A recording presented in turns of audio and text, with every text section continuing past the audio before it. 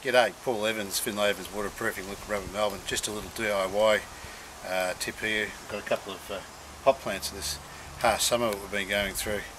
All the plants are basically dying out because we can't keep the water up to them. So I thought these terracotta pots and concrete modelled pots, if we give them a coat of rubber in the inside, it's going to contain the water and we don't have to water as much. So that's what I'm doing today, so I just thought I'd show you what was going on. This is something I prepared earlier, as the cliche says. I've already scrubbed this out and washed it out. That one's just drying now, ready to go for rubber. I've scrubbed it with a copper wire brush just to get rid of all the latent dirts and everything. There's still some marks there, but they're inground into the concrete. Can't get rid of those, that's alright, they can stay. I've scrubbed it well with that, and that's just drying out. So all I'm doing is give them a bit of a scrub here with it, so you can see what I'm doing. And that gets rid of all the dirts and the latent rubbish. Give them a good scrub.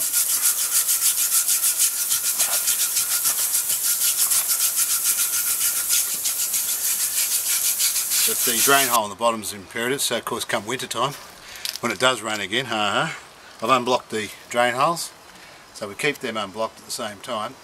So but what's happening here is when you water it, the terracotta and the air around it are actually the natural coolant. That's what the Romans used to cool down their water. But what it does also inadvertently is evaporate the water. So we're going to stop that evaporation by containing the water within that area. Okay, here's another good example of problems in the garden, if you like. Bird bath here. It's I don't know, perhaps it's 50 years old, but it's not holding the water like you'd want it to because all the inside manufacturer's coating's peeled away. So we're going to do the same treatment to that. I'll show you that as we go along. Just give the rubber a bit of a stir.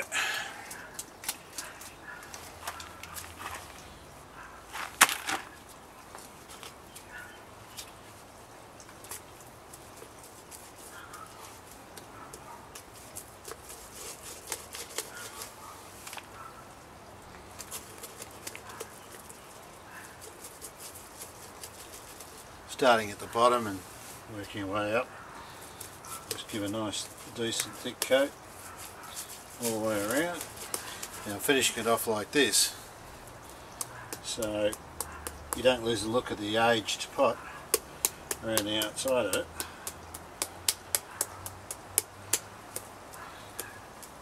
And then the soil line can actually come up to the edge of this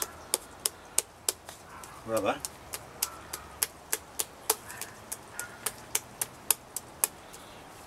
There we go, easy as that. You could almost do just the one coat, but we'll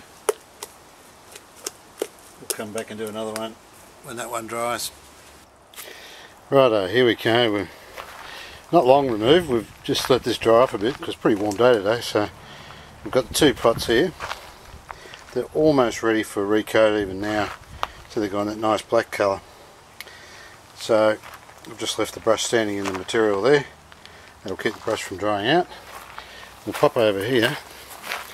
As you can see, there's another little planter. Done that one, that's just drying now. You almost see it dry in front of you. It's going black. Beautiful there. So that's sealed that one up. And we've got the bird bath over here as well. Okay, I've just finished that this second.